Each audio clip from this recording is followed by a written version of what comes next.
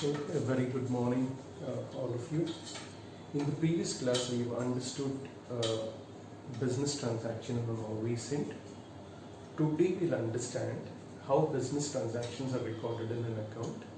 So, for recording the business transaction in an account, we use a system, and that system is called as double entry system.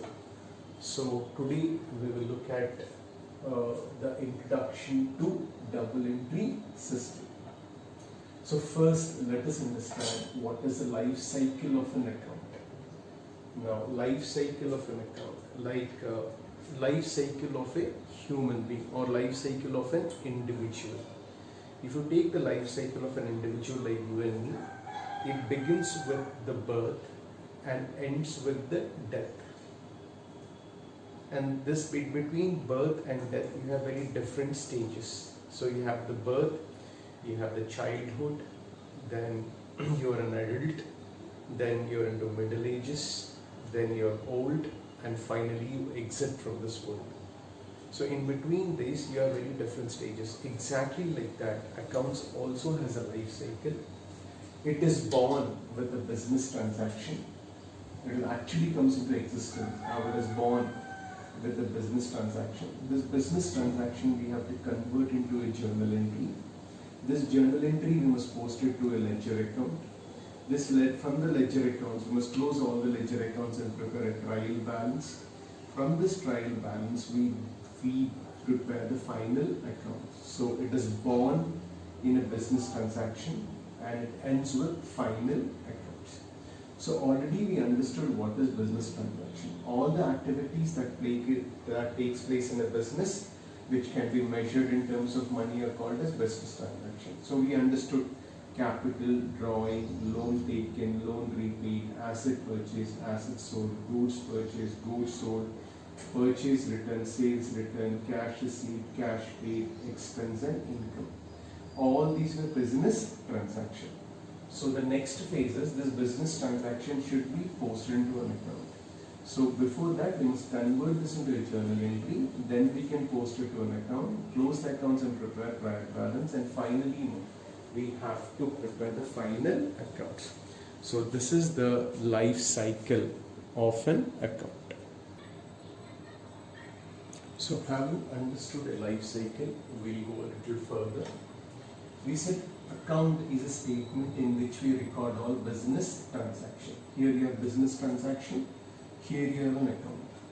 So, like we said, business transactions are recorded in an account. Business transactions are recorded in an account.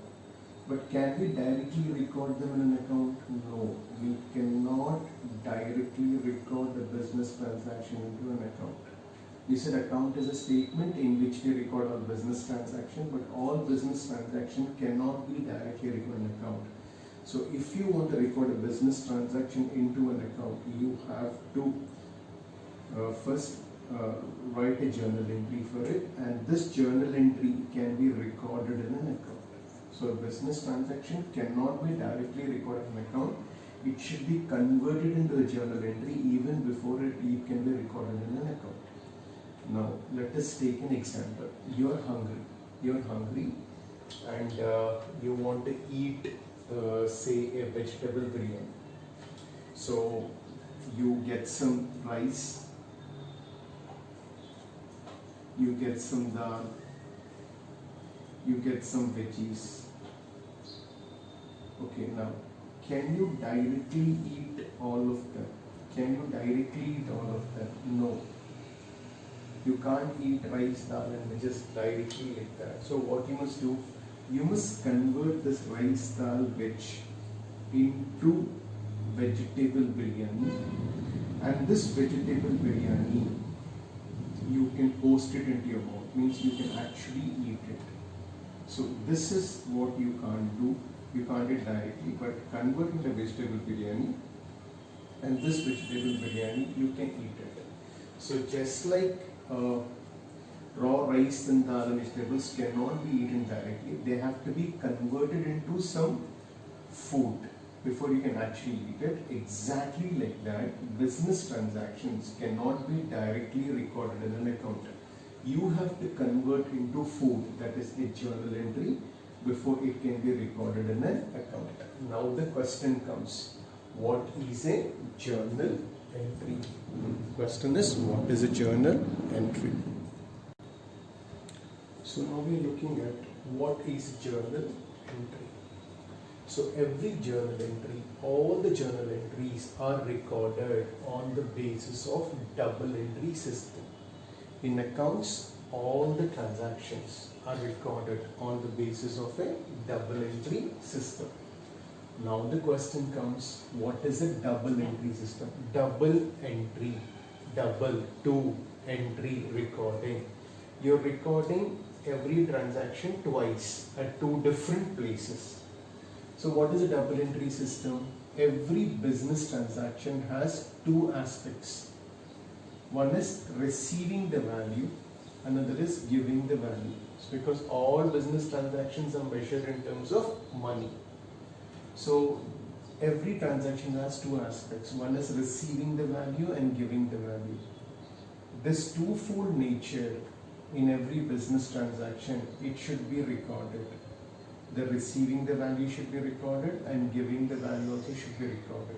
This twofold nature in every transaction should be recorded, and that recording of the twofold transaction is called as double entry system.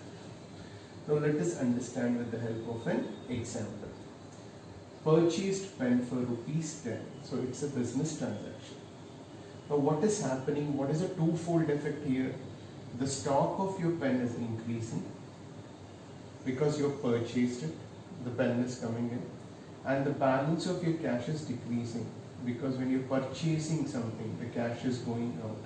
So you're receiving, this is the receiving the value. You received a pen worth 10 rupees and you were giving off cash worth 10 rupees. So this is the receiving aspect and this is the giving aspect. Now come to the next transaction. Sold a pen for ₹15. When you sold a pen, cash is coming in. So balance of cash is decreasing and the pen is going out. So your stock of pens are decreasing. So we are receiving cash. This is the receiving aspect, receiving the value, and the giving of a pen from our stock. This is of giving the value. We are receiving 15 rupees and we are giving pen worth 15 rupees is going out. So every transaction has two aspects. One is the receiving the value and one is the giving the value. This twofold nature in every business transaction should be recorded, and that is what is called as double entry system. So this is one aspect and this is the other aspect. Increase in cash is one aspect, decrease in stock of pen is the other aspect. So every business transaction should be recorded accordingly. So every journal entry will have a twofold aspect. Let us understand it a little further. Now let us further understand the double entry system. We said every business transaction has two aspects, the receiving and the giving aspect. Now we'll understand it a little more better. So every business transaction has two aspects. One is the debit aspect, other is the credit aspect. What does this means? The business transaction is recorded once on the debit side and once again on the credit side. So this is what is called as double entry system. So every business transaction is recorded at two places. It is recorded once on the debit side, and it is also recorded, the same transaction is again recorded on the credit side. So this two aspect recording of a business transaction is called as the double entry system.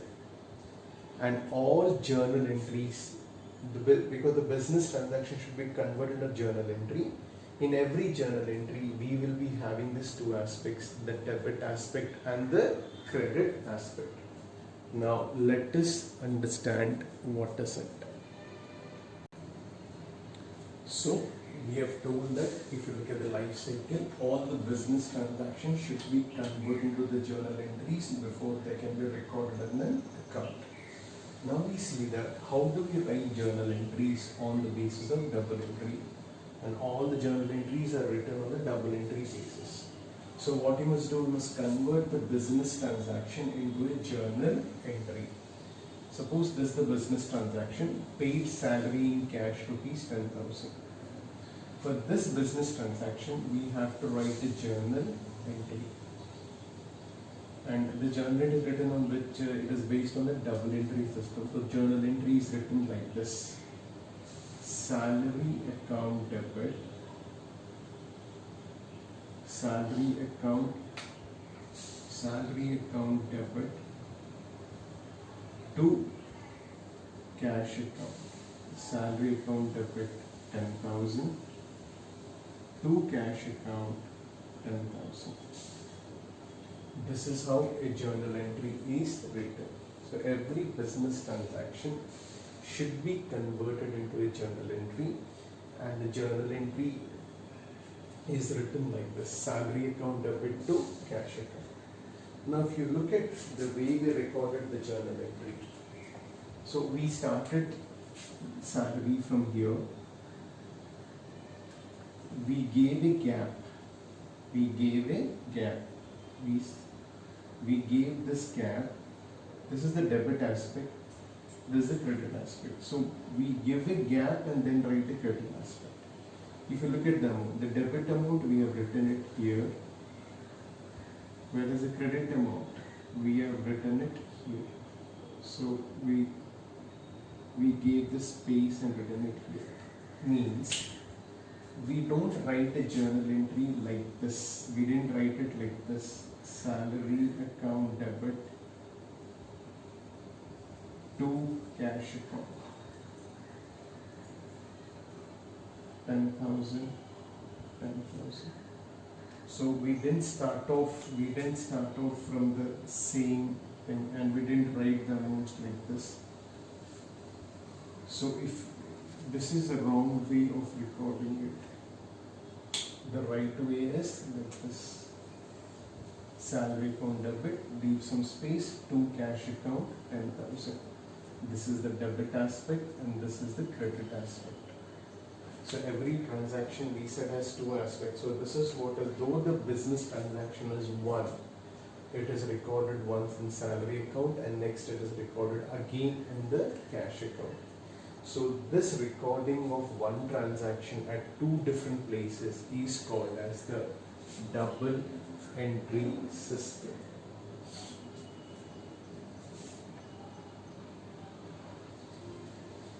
So we have seen business transaction, we have to convert into a journal entry. This business transaction as a journal entry is written like this on the basis of double entry system. This is the debit aspect, this is the credit aspect. It is recorded like this, giving space. It is not recorded like this. Now here an important observation: if an account is debited, suffix the account with the abbreviation debit. Means suffix means after. See, salary account is debited, so after salary account write the word debit. So if an account is debited, suffix the account. Suffix means after the account you write the word debit. If an account is credited, prefix the account with the word to. Prefix means right before the word. Now in this case, cash account is credited. Cash account is credited. So before cash account write the word to. So like before cash account write the word to. So if an account is debited, after salary account you must write the word DR. If cash account is credited, before cash you have to write the word to. If you are saying to cash account, means this cash account to means it is credited. If you are saying salary account debit, means salary account is debited. If you are saying to cash account, means cash account is credited. This is how we write a journal entry. From here we need to go forward.